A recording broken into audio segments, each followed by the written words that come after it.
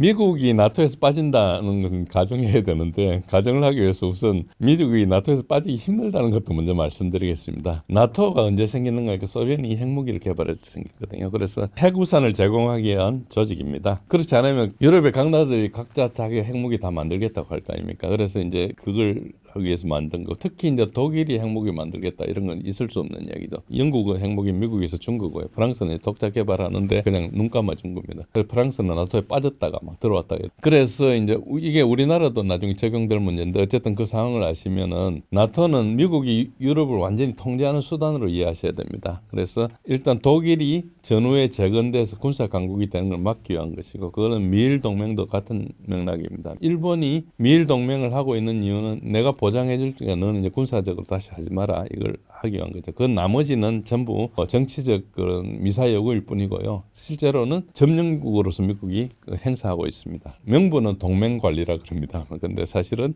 정복하고 있다, 이렇게 생각하시면 되고요. 그리고 이제 나토의 확장을 계속 해나간 이유는 러시아의 핵무기를 가까이 두기 위한 것입니다. 이걸 어떻게 이야기했는가 하니까, 미국과 러시아의 핵 관련 사항은 어떤 상황이 있는가 하니까, 러시아는 미국의 핵을 쏘려면 미국 본토에 ICBM을 쏴야 됩니다. 근데 미국이 러시아에 쏘려면은 나토의 핵무기를 배치해가지고 중거리 핵무기로 쏠 수 있거든요. 중거리 IRBM이 ICBM보다 훨씬 맞기 힘듭니다. 그거는 ICBM 오랫동안 날라니까 그것도 되지만은 기술적으로 훨씬 뛰어나거든요. 그래서 발견하기도 힘들고, 보통 이제 테일러 이렇게 해가지고 트럭으로 운반해가 쏘는데 이거는 맞기가 되게 힘들죠. 그래서 이걸 이제 중거리 핵무기 협정도 하고 뭐 별의별 이야기가 다 있는데, 지금 현재로는 어쨌든 90년대 이후에 계속 나토가 동진해온 가장 큰 목적이 러시아의 중거리 핵무기를 하기 위한 것이고, 그걸 가장 나중에 탈출한 사람이 트럼프입니다. 2019년도에 탈퇴해버렸죠, 중국을 핑계로. 그러니까 실제로 러시아에서는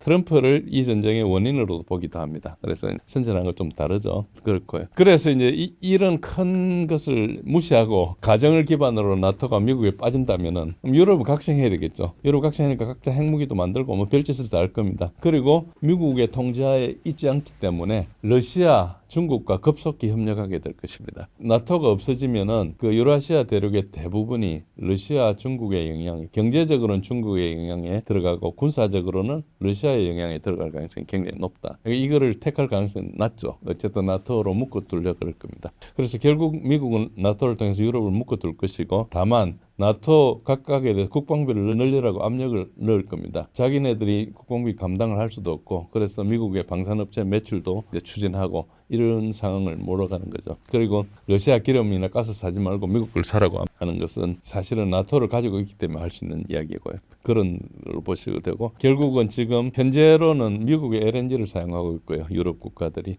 러시아의 값싼 가스나 석유에 의존해온 독일 회사들은 미국이나 중국으로 회사를 옮기고 있습니다. 그래서 현재 지금 또 트럼프가 들어서 관세 폭탄을 막 하고 있지 않습니까? 그것도 가장 큰 목적은 공장을 미국으로 옮기라는 뜻입니다. 그 관세 폭탄을 하는 게 미국 회사가 다른 나라 가서 생산해서 미국을 수출하는 거거든요. 그러지 말고 미국으로 옮기라. 그러니까 이게 무역 전쟁이니까 좀 사실은 그게 아니고 미국 회사들을 옮기라, 이런 뜻으로 보시면 되고요. 그러면 핵 불균형을 좀 아셔야 되는데, 지금 현재 그 미국과 러시아 간의 핵의 균형은 수량을 근소하지만 러시아가 좀 앞서고 있고, 성능은 러시아가 훨씬 앞서고 있습니다. 미국이 핵무기 노후화가 너무 돼가지고 트럼프 1기 때 그걸 현대화 추진을 좀 했습니다. 그런데 이게 시간이 좀 걸릴 거고요. 핵무기에 대한 방어 수단, 즉 미사일에 대한, 핵미사일에 대한 방어 수단은 러시아의 S-500하고 S-400이 있는데, 이게 미국의 지상 기반 미사일 방어 체제 GMDB라고 그러죠. 그리고 SM3나 사드 이런 걸 능가합니다. 그래서 방어 수단도 러시아가 좀 능가하고요. 기술적으로 능가하는 거죠. 돈으로 가면 어떻게 될지 모르겠습니다. 근데 공격 수단은 러시아가 각종 극초음속 미사일을 보유하고 있기 때문에 공격 수단도 능가하고 있습니다. 그래서 핵 미사일 관련해서는 러시아가 조금 더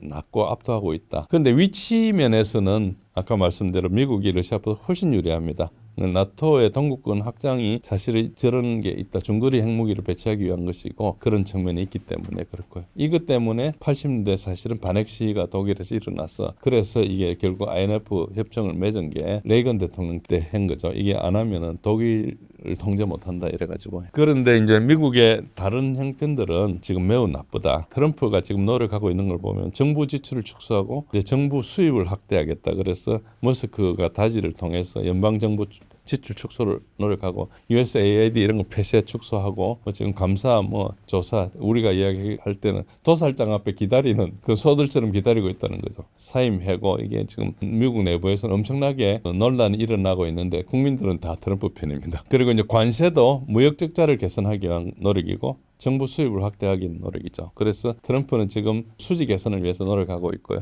나토 회원국의 무기를 살아 압박하는 것도 그렇게 볼 수 있고. 그러나 연방 부채가 손쓸 수 없는 수준으로 치닫고 있습니다. 지금 장기 부채뿐만 아니고 단기 부채가 엄청 압박을 하고 있습니다. 그래서 이런 문제가 있고요. 국제 관계에는 개입을 축소할 수밖에 없고 우크라이나 지원을 중단하고 군대를 안 보낼 겁니다. 할 수가 없는 거죠. 그런 어떻게 되냐? 나토 헌장 5장에 따르면은 회원국의 상위 방위 공약이 있는데 이건 불이행할 게 뻔하고요. 그리고 이제 우크라이나 대리전도 종전을 추구하고 있고 중국과 대만 가지고 전쟁한다고 난리친다 이것도 없을 거고요. 그래서 무역 전쟁을 할 거다. 무역 전쟁을 하지만 지금 미국의 중국에 대한 무역이 중국 무역에 차지하는 게 5%밖에 안 됩니다. 그러니까 이게 사실은 별게 아니죠. 그래서 이것도 중국과 대화를 이야기한 수준이고요. 제 생각에는 아마도 5월 9일 날 러시아 전성절 행사 5월 9일이 러시아에는 굉장히 제일 중요한 날입니다. 여기에 트럼프가 참석할 가능성이 저는 있다고 생각합니다. 거기 가면 시진핑이 참석하기 어렵기 때문에 같이 만나서 연출을 할 거고 이란과 핵합의 이런 것도 곧 할 거라 생각합니다. 그러면은 중동의 평화가 오게 되고